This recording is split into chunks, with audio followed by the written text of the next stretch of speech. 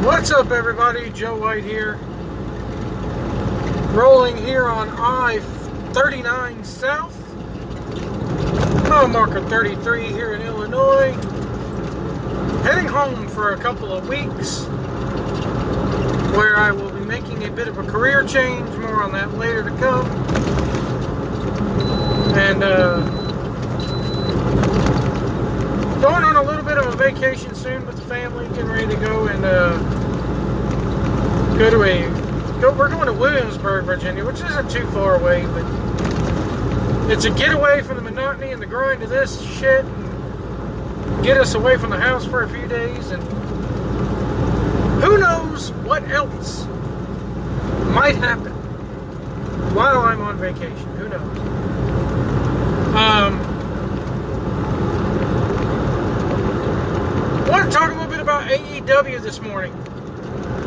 Their big event is about 24 hours away, a little over 24 hours away.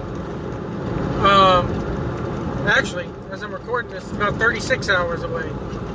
And Las Vegas MGM Grand sold out. That's a big deal for them. I gotta tell you, I was talking with well, before I get to that, I will say I was watching some of the press conferences that they've had. And I gotta tell you, the Kenny Omega Chris Jericho match should main event. It is main eventing. I'm happy that it's main eventing. I'm glad it's not the Young Bucks. I'm glad it's not Cody and his brother. And it really worried me because a few months back, the Young Bucks were talking as if they were going to main event. Because I think they said in an interview, why shouldn't we main event our pay-per-view? Blah, blah, blah, you know. So, I'm kind of looking forward to Jericho and Omega. What I am kind of, you know, and I was listening to a clip of the Don Tony Kevin Castle show, and Don Tony kind of put it right on the head. You know, everybody wants AEW to be cool and innovative and try all this new shit, and it's like, guys, yes, WWE sucks right now, but at the end of the day, if the wheel ain't broken, you don't take a wheel that's round and say, we're gonna make it square just because we want to be different. It's not gonna work. It's not gonna work at all. So the winner of the over-budget Battle Royal, to me, that's where they made their mistake, is that you got a Battle Royal with essentially a bunch of newly signed talent that nobody knows, you know, and there's 4 names that haven't been announced for it, so they got to have a few surprises, big surprises. I would love to see MJF win it, but he probably won't. You got a few other names in there. Sean Spears, the former Ty Dillinger, who can work his ass off if he can get past the 10-10-10 bullshit that I fucking hate. And what kills me is the fans that they're performing in front of and the fans that they're marketing to are the same fans that do that bullshit, which kind of pisses me off. You got a lot of other people in that Battle Royal that could be contenders. And I hear people going, well, it's a winner of a fucking Battle Royal that is on the goddamn pre-show is going to decide who faces the winner of the Omega Jericho match. Now, to me, it should have been the winner, and it probably would have been if Pac hadn't been an asshole. Hi, Pac. Hope you're enjoying your time in the nothingness that is Dragon Gate.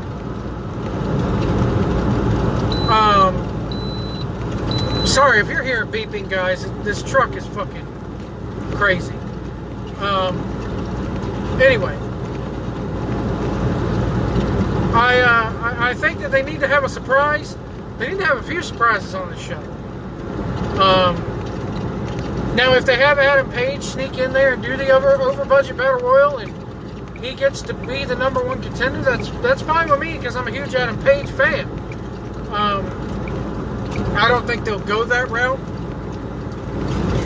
I think they'll go another route with the Battle Royal, but You know, MJF is a good guy. He's a damn good worker. He proved that at All In.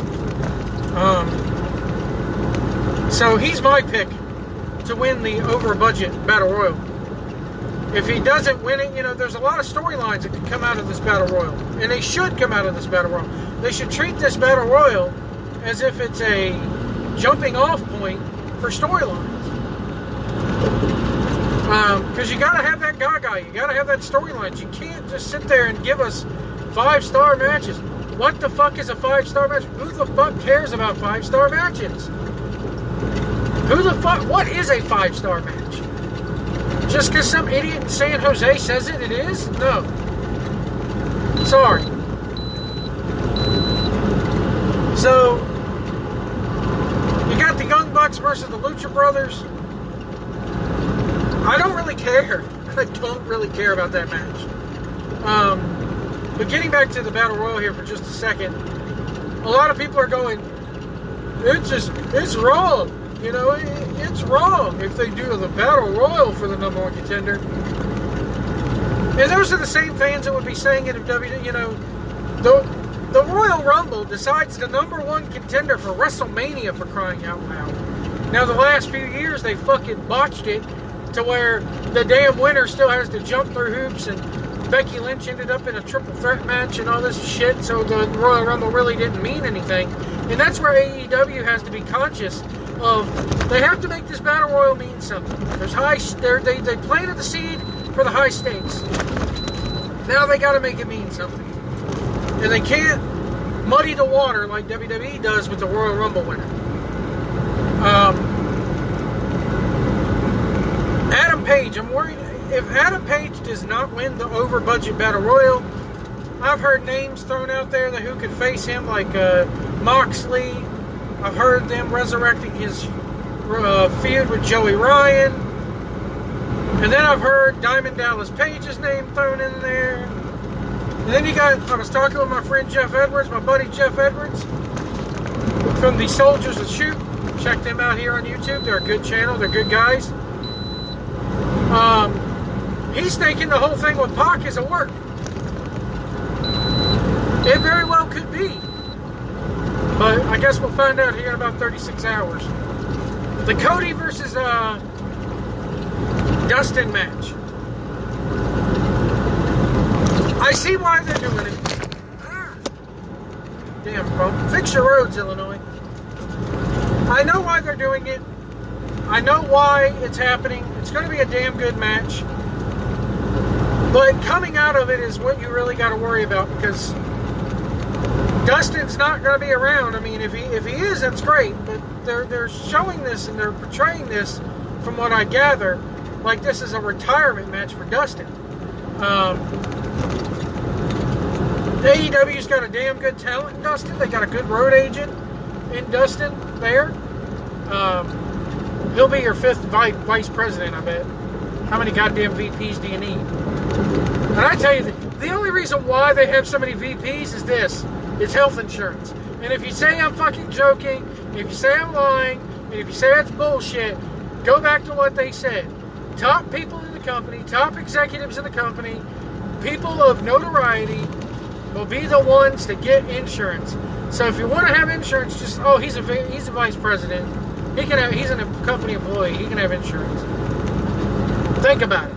Think about it, folks. It's not that far-fetched.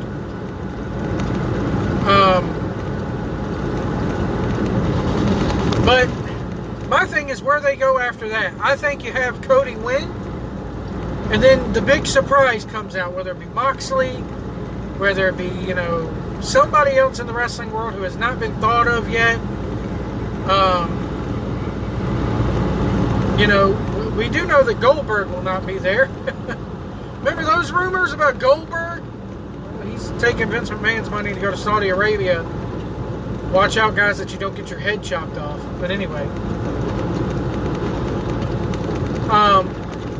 Somebody has to come out at the end of this and attack Cody, because Cody needs a new feud. One has to wonder with him coming off the surgeries that he's had. I think he had double knee surgery, didn't he?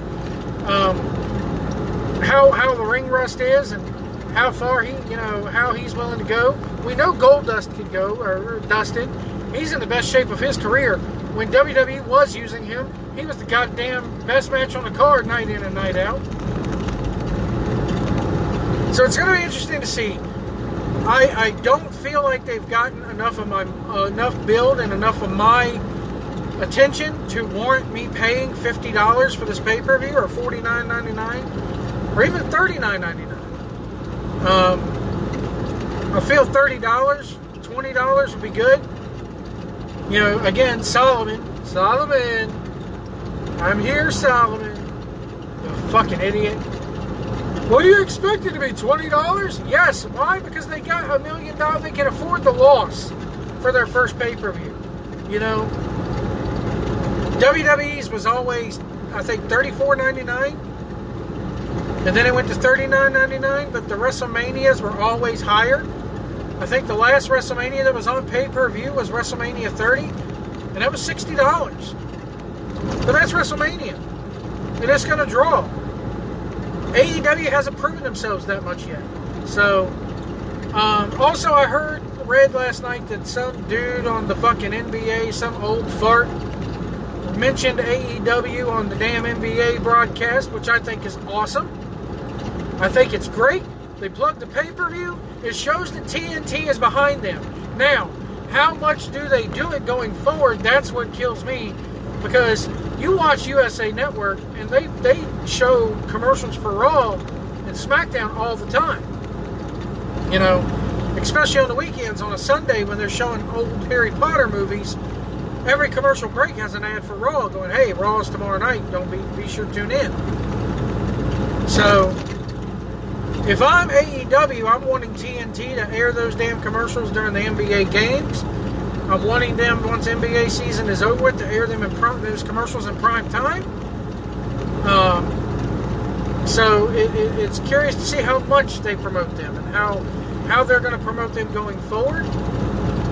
Because little bitty VOs on the or ad reads, live reads, aren't going to cut the mustard. So you need more than that.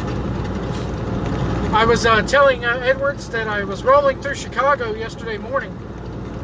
And of course, Pro Wrestling Tees is based out of Chicago, and they own 1 Hour Tees. I passed a billboard for onehourtees.com over there in Chicago, because, you know, their retail store is there. And it had the Young Bucks on it. So I'm like, oh, that's cool. It's good marketing, I guess. They are your highest selling t-shirt, so why not put them on your billboard? One has to wonder if they're going to go through Pro Wrestling Tees for AEW merchandise sales. If I was them, I would. Unless you have somebody in-house that can do it. You know, like WWE does, everything in-house. But that's my thoughts about AEW Double or Nothing. I'm not going to give predictions. I don't even, you know...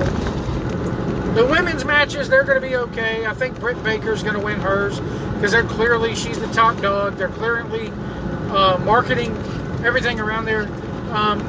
This Jack Whiteman guy, I think his name is, Jack Whitman, Whitehall, whatever his damn name is, I don't like him.